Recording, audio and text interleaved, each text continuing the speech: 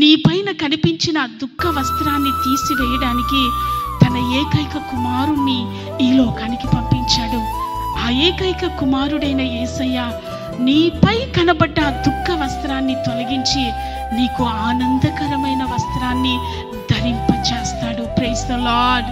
అందుకని కీర్తనల గ్రంథం 126వ కీర్తన 1-2 వచనాల్లో మనం చూసినట్లయితే, సియోనుకు తిరిగి వచ్చిన వారిని యెహోవా చెరలో నుండి రప్పించినప్పుడు మనము కలకనిన వారి వలె నుంటిమి, మన నోటి నిండా నవ్వుండెను, మన నాలుక ఆనందగానముతో నిండి ఉండెను. అప్పుడు యెహోవా వీరి కొరకు గొప్ప కార్యములు చేసెనని అన్యజనులు చెప్పుకొనిరి. Praise the lord. సియోనులో ఉన్నవారు దుఃఖిస్తూ ఉన్నారంట. ఎందుకంటే వారు చెరపట్టబడ్డారంట, వారు ఇబ్బందుల్లో ఉన్నారు, వారి కష్టంలో ఉన్నారు. వారిని దేవుడు చూసి అంట వారికి ఆనంద వస్త్రాన్ని ధరింప చేసినప్పుడంట, దేవుని బిడ్డలారా, వారు కలకనిన వారి వలె కనబడ్డారంట. వారి నోటి నిండా నవ్వు కనిపించిందంట. అవును దేవుని బిడ్డ, నీవు కూడా దుఃఖపడుతూ ఉన్నావా? దుఃఖంలో వేదనతో నీవున్నావు. ఆయన నిన్ను చూసినప్పుడు నీలో ఆనందం ఏమీ కనిపించట్లేదు. దుఃఖ వస్త్రమే నీపై ఆయనకు కనిపించింది. అప్పుడు ఆయన నీ దగ్గరకు వచ్చి నీపై ఉన్న దుఃఖ వస్త్రాన్ని తొలగించి నీకు ఉల్లాస వస్త్రాన్ని ధరింప చేస్తాడంట. నిజంగా ఒక లాఫింగ్ గ్యాస్ అని ఒకటి ఉంటుందంట, అవునా? Laughing gas. ఆ గ్యాస్ని ఇలా, అంటే గ్యాస్ ఏమంటారు, పొగ. ఆ పొగని ఇలా వదిలేసామనుకోండి, ఆ పొగ పీల్చిన ప్రతి ఒక్కరూ కొన్ని గంటల వరకు నవ్వుతూనే ఉంటారంట, నవ్వుతూనే ఉంటారంట, నవ్వుతూనే ఉంటారంట.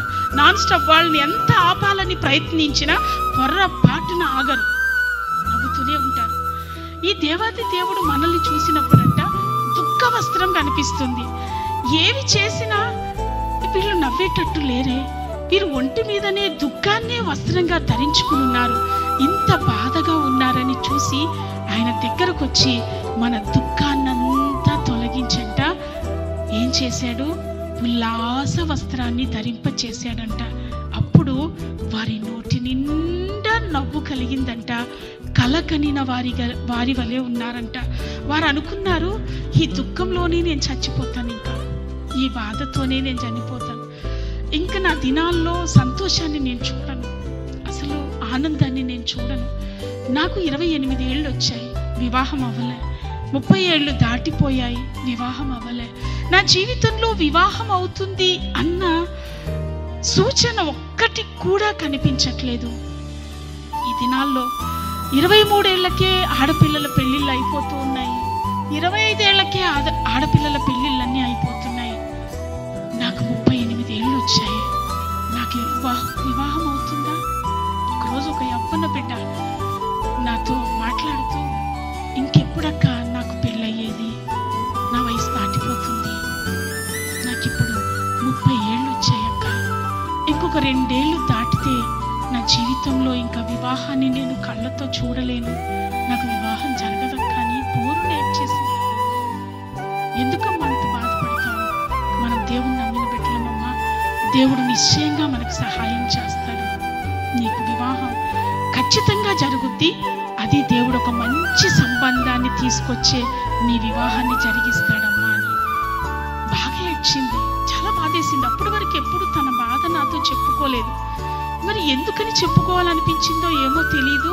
నేను నవ్వుతూ తనతో మాట్లాడుతూ ఉన్నాను. సడన్గా తను ఏడవడం ప్రారంభించింది.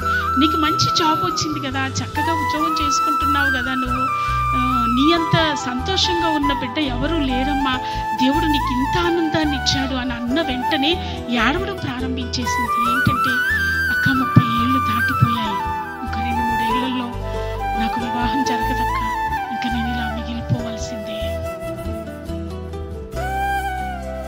సిటీలో, అది సిటీలో. పల్లెటూరుల్లో అయితే 15 ఏళ్ళకే వివాహం, 18 ఏళ్ళకే వివాహం చేసేస్తారు. ఇప్పుడు కేసులు అవుతున్నాయి కాబట్టి 18 ఏళ్ళు. 18 ఏళ్ళకు ఒక ఆడపిల్లకు వివాహం అయిపోవాలి పల్లెటూరులో ఉంటే. సిటీలో కాబట్టి 30 ఏళ్ల దాకా ఆగుతున్నారు.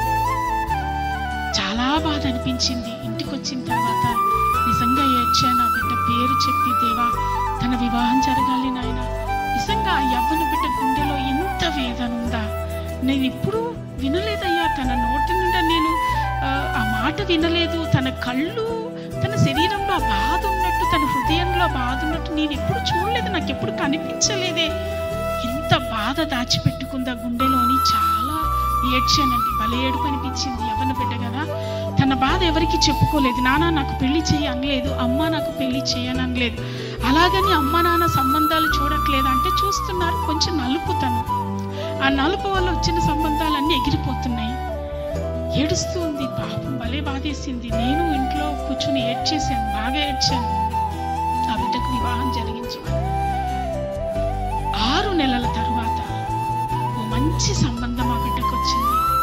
మంచి జాబ్ హోల్డర్, చక్కని హైక్ కలిగినటువంటి ఓ మంచి జాబ్ తనది. మంచి గుణవంతుడు, మంచి భక్తిపరుడు. తనని దేవుడు తన కొరకు సిద్ధపరిచాడు. ఆ బిడ్డ కొరకు అయిపోయింది. ఎంగేజ్మెంట్ అయిపోయింది, వివాహ డేట్ వచ్చేసింది. చెప్పారు, ఇలా సంబంధం వచ్చిందక్క, అది కుదిరిందక్క, దేవుడు నా జీవితంలో కార్యం చేశాడు అని. నాకు ఎంత ఆశ్చర్యం అనిపించిందంటే, చూడటానికి ఆ బిడ్డకి ఏ అందం లేదు, అసలు ఏ అందము లేదు మొగలు. అసలు ఈ అమ్మాయిని ఆ అబ్బాయి ఎలా ఇష్టపడ్డాడు? ఒకే ఒక కారణం, అమ్మాయి భక్తిపరురాలు అని, అంతే. మంచి శాలరీ, మంచి గుణవంతుడు, మంచి భక్తిపరుడు, ఆజ్ఞల్ని అలా ఖచ్చితంగా పాటించే వ్యక్తి, దేవుని వాక్యాన్ని. నాకు ఆశ్చర్యం.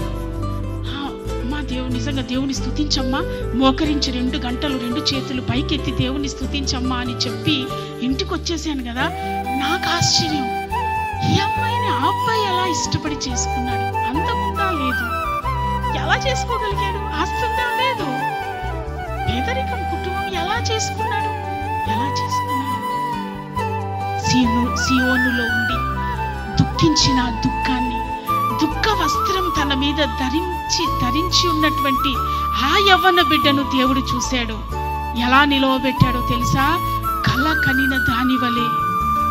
ఆ కుటుంబస్తులకు ఆశ్చర్యం, ఆ అమ్మాయికి ఆశ్చర్యం, అంతకంటే ఎక్కువ నాకు ఆశ్చర్యం. ఈ దినాల్లోనండి అబ్బాయికి అందం ఉన్నా లేకపోయినా, రంగున్నా లేకపోయినా, ముక్కున్నా లేకపోయినా, కళ్ళున్నా లేకపోయినా, జుట్టున్నా లేకపోయినా, అమ్మాయి మాత్రం అందంగా ఉండాలి. ఈ దినాల్లో అంటే కొంచెం ఒక 7-8 సంవత్సరాల క్రితం జరిగింది అది. ఆ దినాల్లో, అటువంటి దినాల్లో తనని ఎలా వివాహం చేసుకున్నాడు? ఎవరిని అడిగినా, అన్నా నాకు అందమైన అమ్మాయి కావాలన్నా, ఎర్రగా ఉన్న అమ్మాయి కావాలన్నా, తెల్లగా ఉన్న అమ్మాయి కావాలన్నా అని అడుగుతున్నారే. ఎలా ఈ అబ్బాయి ఇంత మంచి జాబ్, ఇంత శాలరీ ఎలా ఒప్పుకున్నాడు? అది ఎలా చేశారు? దుఃఖ వస్త్రం ఆ యవ్వన బిడ్డపై దేవునికి కనిపించింది. ఆయన దిగొచ్చాడు, దుఃఖ వస్త్రాన్ని తొలగించాడు, ఉల్లాస వస్త్రంతో తనని నింపాడు. Praise the lord. ఇంకా ఈ లాఫింగ్ గ్యాస్ పీల్చుకున్న వ్యక్తి సంతోషంగా ఉన్నట్టే, ఉల్లాస వస్త్రం ధరించిన ఆ యవ్వన బిడ్డ సంతోషం, ఆనందం. నిజంగా ఇదొక కళ? ఇది నిజమా? నా జీవితంలో కళ నిజమా? అక్క నా వివాహం నాకు ఆశ్చర్యం అంటది. ఇప్పుడు కలిసిన అక్క నా వివాహం నిజంగా ఆశ్చర్యం అక్క, నేను అనుకోలేదు, అసలు నాకు ఇంక వివాహమే జరగదు, 2 ఏళ్లే ఉన్నాయి అని నేను ఒక బార్డర్ లైన్ పెట్టుకున్నాను. కానీ భక్తిపరుడైన భర్తను నాకు ఇచ్చాడు, గుణవంతుడైన భర్తను నాకు ఇచ్చాడు, మంచి జాబ్ హోల్డర్ని నాకు ఇచ్చాడు. Praise the lord. దేవుని బిడ్డ, నీవే బాధలో ఉన్నా, నీవే కష్టంలో ఉన్నా, నువ్వు దుఃఖ వస్త్రాన్ని ధరించు. దేవుడు నిన్ను చూసినప్పుడు నీపై దుఃఖ వస్త్రం కనిపించాలి, కన్నీటి ప్రార్థనా వస్త్రం కనిపించాలి.